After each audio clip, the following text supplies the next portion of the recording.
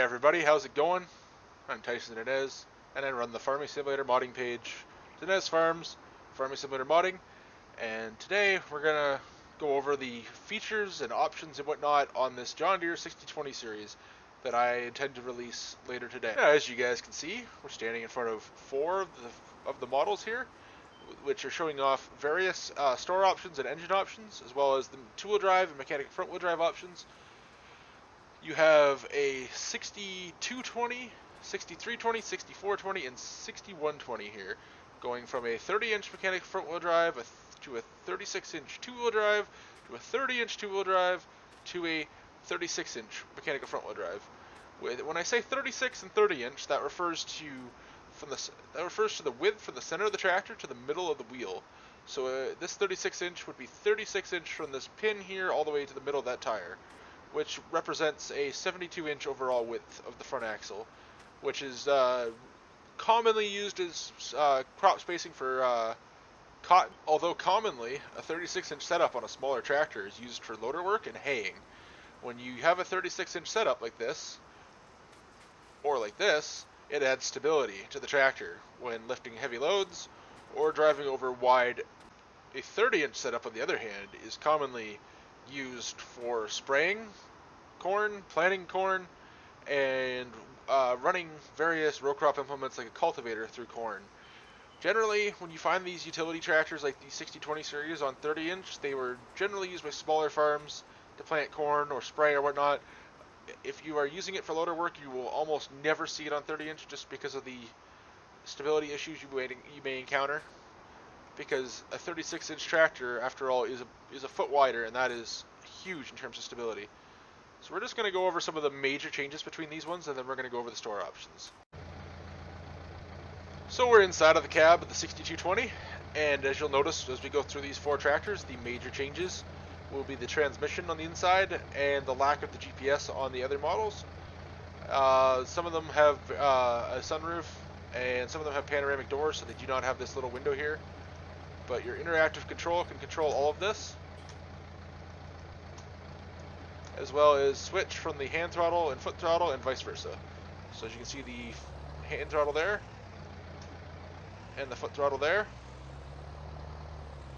And this tractor has an auto quad transmission, which means it's got 6 ranges and 4 gears, and those 4 gears in real life are shifted automatically. It has no bearing on the in-game gameplay other than the animation here. Now we're inside of the 6320 two-wheel drive, and it has all the same options as that tractor over there. It does not have a GPS, and it has a power quad transmission, which is the same as an auto quad, except you have to manually shift. As you can see, now we're in the 6420 two-wheel drive, and this tractor is equipped with a auto power transmission, which is also known as an IVT. This transmission works by sliding this lever forward, allowing you to set a fixed ratio.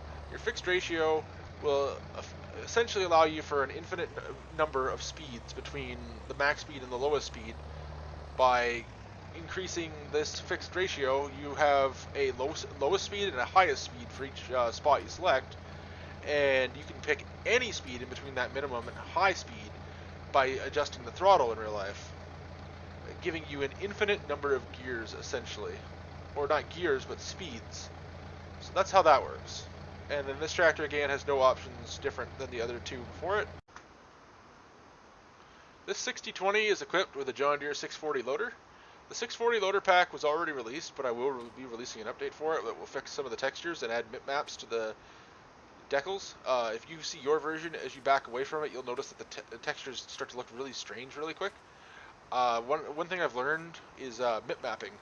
It allows you to have textures that stay crisp no matter how far away you get from them. They don't pixelate or do anything strange when you're only 3 feet away.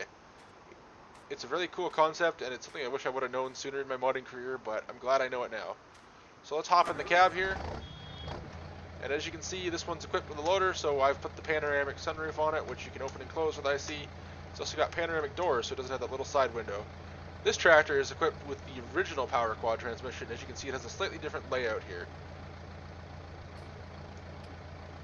Alright, now we're going to go over the store options. The 6020 series premium mechanical front wheel drive is $7,000 more expensive than the 6020 premium. series two-wheel drive. The two-wheel drive only has one option difference between the mechanical front-wheel drive, and of course it's also a two-wheel drive. So we're going to go through every single option of the mechanical front-wheel drive. I'm going to tell you which option's missing on the two-wheel drive, and then we're going to go over the wheel options. So we're standing here looking at our most basic version of the 6020 series, a 6120 with the standard lights, standard grille lights, and it's sitting on 36-inch spacing. It also has the premium John Deere green here. I don't know why John Deere offered this, but it was a real-life option, and I've left it included on this tractor edit. Here's the John Deere green that everybody knows and loves on it as well as an option, and I will show you guys what this design color does here in a second.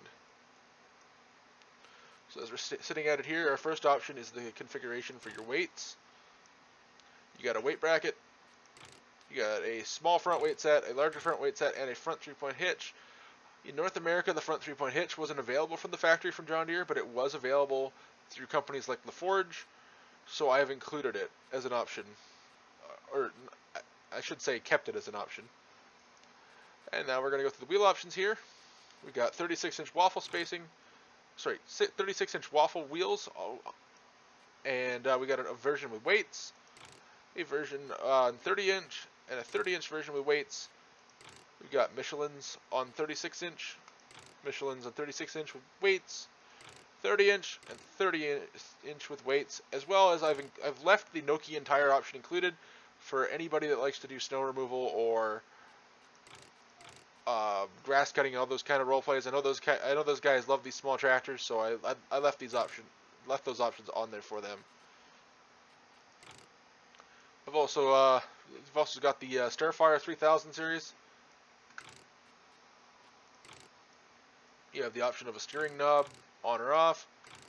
You can see your transmission options here. Here's the original Power Quad 2, and an Auto Quad, and then going to the Auto Power. You also have the option of a magnetic or electric reverser. I don't quite know what the difference between those in real life is. I know obviously one would operate using electricity, the other one would be magnetic in terms of what gives it the resistance, I'm guessing. But if somebody wants to let me know in the comments what the actual difference is, that'd be awesome. One option we skipped here, or two options we skipped here, were the interactive control, as well as the loader guard, which is what this controls. And then we have our option for a standard or panoramic roof, standard or panoramic doors. The bonnet lights are your headlights here. I tried changing the names of these, but they did not stick for some reason. It might be on my end. When you guys download these, it might actually have the proper terms like headlights and cab work lights. As you can see here, the cab work lights have three options. You have your standard, which is 2 in the front, 2 in the back. Wide, which I believe is strictly for loader work, I would guess, as you don't have any rear work lights. And all, which has 4 in the front and 2 in the back, which would include your standard and your wide, as well as your standard on the back. You have an option for front fenders on the mechanical front wheel drive. And you also have both tractors have the option of a passenger seat, a little glove box there. For guys that like to use beacons, we got left, right, and both. A rear view mirror, a 6120, 6220, 6320, and 6420 engine option, and you have 3 options for a loader attacher. If you want to use the 640 loader, though, you'll use the allo option. Otherwise, you also have the option for any of the Hauer loaders that are on the in-game mod hub, as well as the Stoll loader in the base game as well, which also works with the base game John Deere loader, if you wanted to use that as well. And then the options repeat themselves because that's a bug with add config for some reason that I haven't been able to fix. Now we move on to the two-wheel drive. Oh wait, sorry, gotta go back. I forgot one option.